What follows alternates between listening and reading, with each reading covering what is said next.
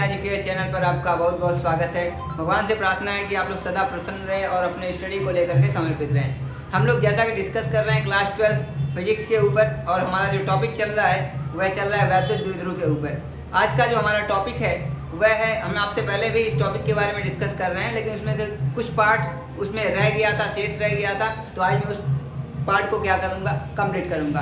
तो हमारा जो टॉपिक था पिछले लेक्चर में, हम लोग बात कर रहे थे कि जब एक समान बाह्य वैद्युत क्षेत्र में किसी वैद्युत द्विध्रुव को थीटा कोण पर रखा जाता है तो उस वैद्युत द्विध्रुव के ऊपर एक बल आघूर्ण कार्य करता है जो वैद्युत द्विध्रुव को वैद्युत क्षेत्र की दिशा में संरेखित करने का प्रयास करता है। अर्थात वैद्युत क्षेत्र की दिशा में वैद्युत द्विध्रुव को लाने का प्रयास करता है, और वैद्युत द्विध्रुव की जो दिशा निर्धारित होती है वह वैद्युत द्विध्रुव आघूर्ण की दिशा पर निर्धारित होती है। अर्थात वैद्युत द्विध्रुव आघूर्ण की जो दिशा होती है वो -q से +q की तरफ होती है, p की जो दिशा होती है।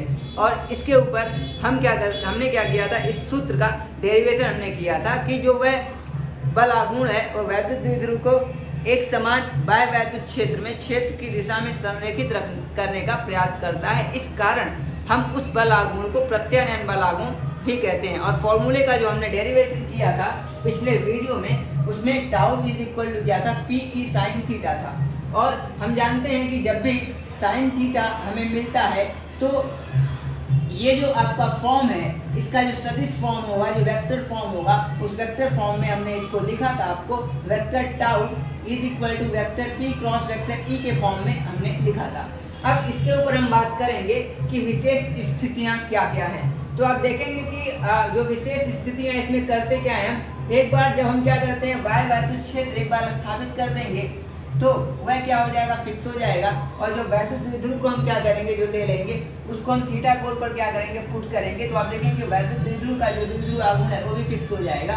अब यहाँ पर जो वेरिएबल है वह आपका थीटा है, तो थीटा के ऊपर डिपेंड करेगा ये टाउ का वैल्यू। तो थीटा जो आपका है यहाँ से, तो थीटा आपका टाउ के साथ में क्या होगा आपका, यहाँ से हम कह सकते हैं जो थीटा होगा, दिस इम्प्लाइज दैट ये टाउ अनुक्रमानुपाती होगा या समानुपाती होगा, किसके, थीटा के समानुपाती होगा। तो यहाँ से हम बात करेंगे कि यदि थीटा का जो मान है वह 0 डिग्री हो जाए, यदि थीटा इज इक्वल टू आपका 0 डिग्री हो जाए, तो 0 डिग्री का मतलब क्या है कि जो वैद्युत द्विध्रुव आपका होगा, यहाँ पर देखेंगे नीचे की तरफ -q आवेश है और ऊपर की तरफ +q आवेश है। अब इसको हम क्या करेंगे, थीटा कोण, जब थीटा का मान जब 0 हो जाएगा तो वैद्युत द्विध्रुव की जो स्थिति होगी वो कुछ इस तरह से आपकी हो जाएगी, कुछ इस तरह से हो जाएगी। मार्कर आप देख रहे हैं, तो इस तरह से आप कुछ वैद्युत द्विध्रुव की स्थिति इस तरह से हो जाएगी। यहाँ पर -q आवेश आ जाएगा और यहाँ पर आपका +q आवेश आ जाएगा। तो इस स्थिति में -q से +q की तरफ, -q से आप एज्यूम कर सकते हैं, -q से +q की तरफ क्या होता है, वैद्युत द्विध्रुव आघूर्ण की दिशा अर्थात P की दिशा होती है, और वैद्युत क्षेत्र की तीव्रता की भी दिशा वही है। दोनों समान वेक्टर हो गए, समान दिशाएं हैं, इस कारण जो थीटा का मान हो जाएगा वो क्या हो जाएगा, 0 डिग्री हो जाएगा। इस स्थिति में जो टाउ बराबर आपको, जो टाउ इज इक्वल टू हमें मिलेगा वो मिलेगा PE sin 0 हमें मिलेगा। और हमें पता है sin 0 का वैल्यू कितना होता है, sin 0 का वैल्यू 0 होता है, तो इस तरह से पूरी क्वांटिटी आपकी कितनी हो जाएगी, 0 हो जाएगी। तो टाउ का जो मान आएगा वो आ जाएगा 0 डिग्री आ जाएगा। अब यह इसका मतलब क्या हुआ कि वैद्युत द्विध्रुव को जब हम 0 डिग्री के एंगल पर रखते हैं तो उस स्थिति में वैद्युत द्विध्रुव पर कोई बल आघूर्ण कार्य नहीं करता है। और यह स्थिति जो होती है वैद्युत द्विध्रुव की, वह संतुलन की अवस्था कहलाती है। वैद्युत द्विध्रुव की यह स्थिति क्या कहलाती है, संतुलन की अवस्था कहलाती है, जब उसको हम 0 डिग्री के एंगल पर रखते हैं। तो यह स्थिति, यह अवस्था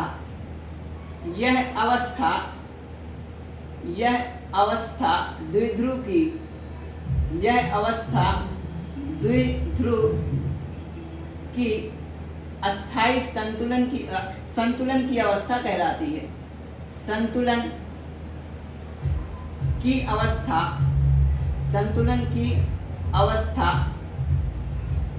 कहलाती है। इसी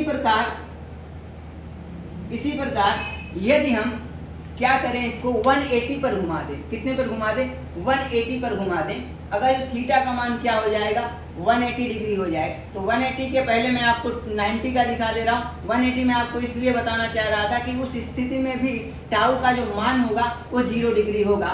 तो अभी मैं 90 डिग्री को ले रहा हूँ, तो 90 डिग्री जो आपका यदि थीटा का मान कितना हो जाए 90 डिग्री हो जाए, तो यदि थीटा बराबर आपका कितना हो जाए, यदि थीटा बराबर हो जा रहा है 90 डिग्री, ये आपका केस 1 है, ये विशेष स्थितियों में पहला केस 1 है, और ये दूसरी स्थिति है जब थीटा इज इक्वल टू कितना है 90 डिग्री हो जा रहा है। तो इस स्थिति में जो टाउ का जो मान होगा, टाउ इज इक्वल टू आपका होगा PE, और साइन हम क्या लिखेंगे 90 लिखेंगे, और साइन 90 का जो वैल्यू आपका होगा वो 1 होता है, तो PE आपका साइन 90 का value 1, this is equal to PE हमें मिलेगा, और ये आपका क्या है टाउ।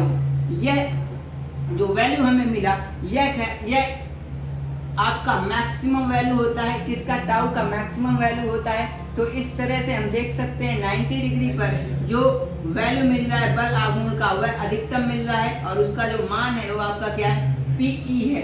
तो इस तरह से ये जो मान आपका है ये आपका मैक्सिमम है, जिसे हम हिंदी में अधिकतम कहते हैं। क्या कहते हैं अधिकतम, तो इंग्लिश में ही मैं लिख रहा हूँ मैक्सिमम इसको कहते हैं, तो मैक्सिमम इसे हम कह रहे हैं। तो इस स्थिति में आप देखेंगे जो वैद्युत द्विध्रुव होगा वह किस स्थिति में किस पोजीशन में होगा।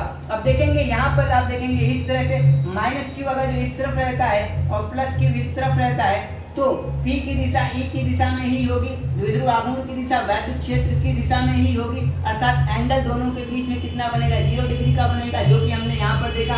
अब हम क्या कर रहे हैं कि इसको इस तरह से क्या कर रहे हैं टर्न कर दे रहे हैं, और इसको इस वैद्युत द्विध्रुव को हम इस तरह से रख रहे हैं, अर्थात -Q क्या होगा आपका नीचे की तरफ होगा और +Q क्या होगा ऊपर की तरफ होगा।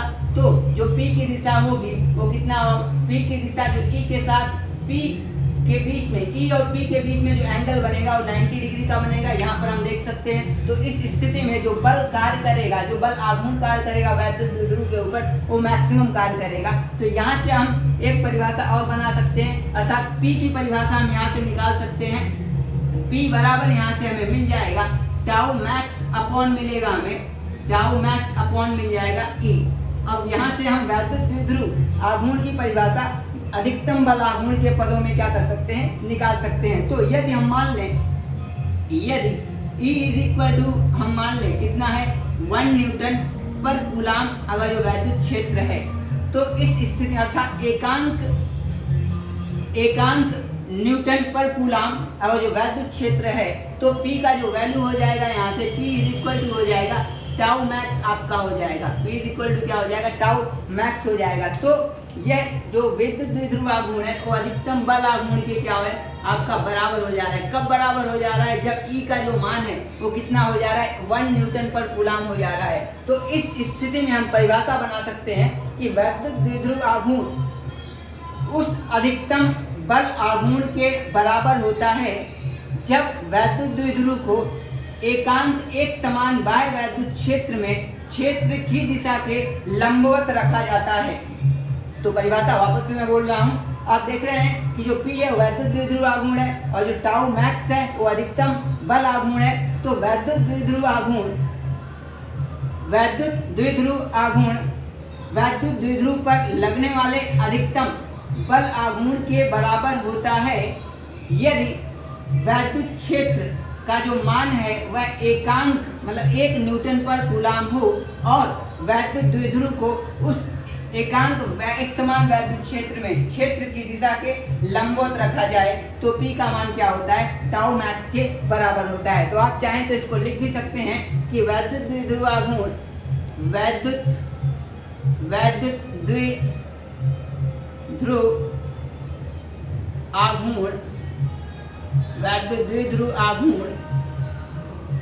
द्विध्रुव पर कार्य करने वाले या फिर इस तरह से उस अधिकतम बल आघूर्ण के बराबर होता है, उस अधिकतम बल आघूर्ण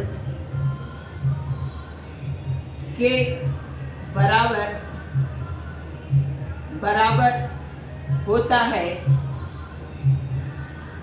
जब वैद्युत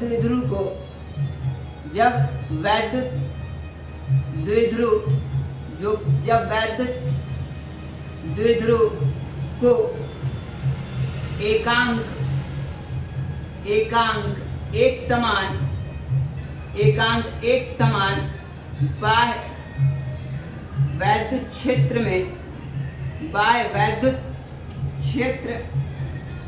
में क्षेत्र की दिशा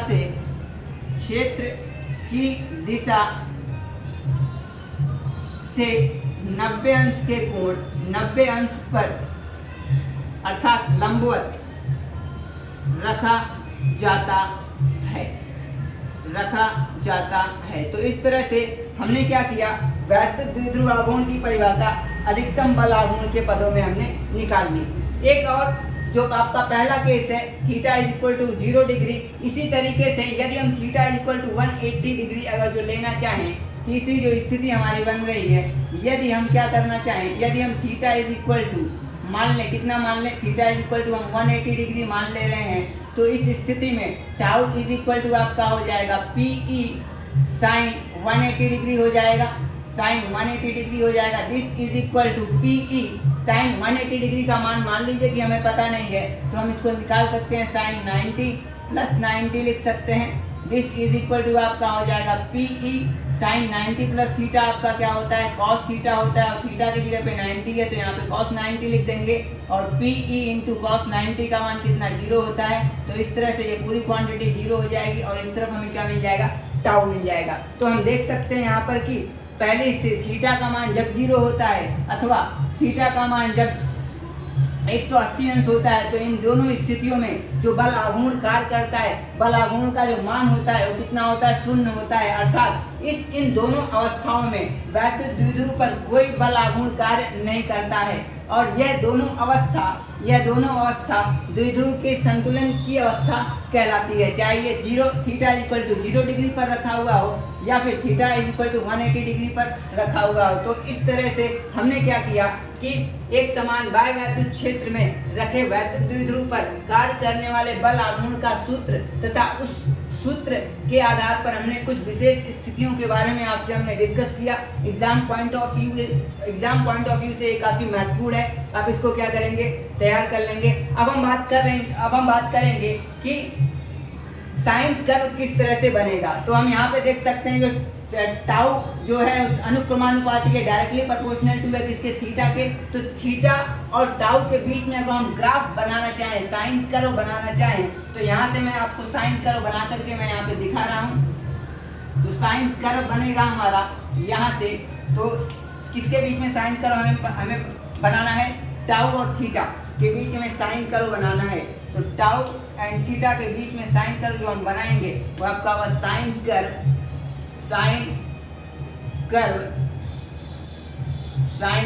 जिसे हम जया वक्र के नाम से हिंदी में जानते हैं, जया वक्र के नाम से हिंदी में जानते हैं। किसके बीच में हमें बनाना है, टाउ और किसके बीच में, थीटा के बीच में हमें क्या करना है, बनाना है। तो आइए हम देखते हैं जो टाउ का जो वैल्यू है थीटा के मान पे क्या कर रहा है, डिपेंड कर रहा है। तो आप हमें यहाँ पर देखना है कि तो एक एक्स एक्सिस होगा और एक वाई एक्सिस होगा। एक्स एक्सिस पर हम क्या करेंगे, थीटा के वैल्यू को लेंगे। तो यहाँ पे एक्स एक्सिस है, मैं बना रहा हूँ यहाँ पे एक एक्स एक्सिस, एक आपका एक्स एक्सिस है, मान ले रहे हैं ये एक्स एक्सिस है। इस यहाँ पर हम थीटा के वैल्यू को क्या कर रहे हैं, शो कर रहे हैं।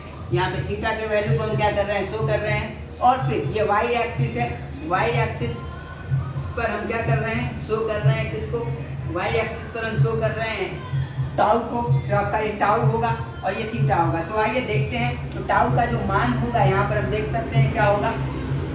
तो जब थीटा का वैल्यू 0 है तो उस समय टाउ का जो मान है, ये आपका टाउ को क्या कर रहा है, प्रदर्शित कर रहा है, और ये आपको थीटा जो है ये एक्स एक्सिस थीटा को प्रदर्शित कर रहा है, और वाई एक्सिस जो आपका ये टाउ के मान को क्या कर रहा है, प्रदर्शित कर रहा है। जब थीटा का वैल्यू 0 आता है, तो उस स्थिति में टाउ का मान भी क्या होता है, 0 होता है। और जब थीटा का वैल्यू क्या होता है, 90 डिग्री होता है, तो टाउ का वैल्यू जो होता है, जो बल आघूर्ण का जो मान होता है वो क्या होता है, मैक्सिमम होता है, अर्थात पॉजिटिव में आता है। किस में आता है, पॉजिटिव में आता है। तो आप देख सकते हैं यहाँ पर जो मैक्सिमम वैल्यू आपका होगा तो इसका जो पैटर्न आपको मिलेगा, जो साइन कर्व आपको मिलेगा वो कुछ इस तरह से मिलेगा, कुछ इस तरह से आपको साइन कर्व मिलेगा। इसका ये हाफ साइकिल हो गया।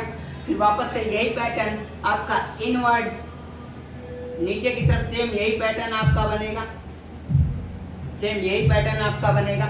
ये आपका पॉजिटिव होगा, ये आपका पॉजिटिव होगा, पॉजिटिव वाला पार्ट होगा ये वाला, और ये नेगेटिव पार्ट होगा। ये आपका यहाँ से लेकर के यहाँ तक ये हाफ साइकिल, फिर यहाँ से डाउनवर्ड डायरेक्शन में आपका साइकिल, तो ये दोनों मिलकर के आपका क्या बन जाएगा, फुल साइकिल बन जाएगा। और यहाँ से आप देख सकते हैं कि ये आपका 0 डिग्री है, ये आपका 0 डिग्री है, ये आपका 90 डिग्री है, ये आपका 90 डिग्री है, इसे हम π/2 कहते हैं, रेडियन कहते हैं।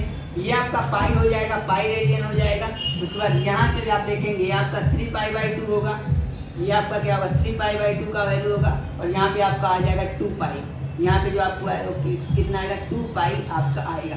अब यहाँ पे हम देख सकते हैं जब थीटा का वैल्यू 0 है तो टाउ का वैल्यू भी क्या होगा 0 होगा, और जब थीटा का वैल्यू कितना है 90 डिग्री है, तो इस स्थिति में जो टाउ का वैल्यू होगा वो क्या होगा आपका मैक्सिमम होगा। क्या होगा मैक्सिमम होगा। मैक्सिमम कहने का मतलब यहाँ पर जो आपका होगा टाउ आपका क्या होगा PE होगा, क्या होगा PE प्लस PE होगा। और जब यहाँ पर देखेंगे थीटा का वैल्यू आपका कितना हो जाएगा 270 डिग्री हो जाएगा, 3π/2 जब आपका हो जाएगा थीटा का वैल्यू, तो हमें टाउ का जो वैल्यू मिलेगा वो मिनिमम मिलेगा। क्या मिलेगा, वो मिनिमम मिलेगा। तो आप देख सकते हैं यहाँ से क्लियरली हमें दिख रहा है जो ग्राफ हम ड्रॉ कर रहे हैं, ये ग्राफ हमारे लिए काफ़ी इम्पोर्टेंट है, क्योंकि इसी तरह से मिलते जुलते कई साइन कर्व हमें फिजिक्स में आगे के चैप्टर्स में मिलेंगे, तो ये हमारे लिए काफ़ी इम्पोर्टेंट है। तो आप देख सकते हैं इस तरह से ये प्लस PE है और ये माइनस PE है, अर्थात ये आपका प्लस टाउ है, टाउ का अधिकतम मान है अपवर्ड डायरेक्शन में, और ये आपका क्या है टाउ का अधिकतम मान है किस डाउनवर्ड डायरेक्शन में। तो पैटर्न आपका कुछ इस तरह से बन रहा है। तो ये साइन कर्व के बारे में हमने क्या किया, डिस्कस किया, tau is equal to PE sine theta. तो इस तरह से ये पूरा का पूरा जो एक समान वायु क्षेत्र में रखे वैद्युत द्विध्रुव पर कार्य करने वाले बल आघूर्ण के बारे में हमने क्या किया, डिस्कस किया है। अब आगे हम इसके ऊपर क्या करेंगे, न्यूमेरिकल को सॉल्व करेंगे। Thank you so much.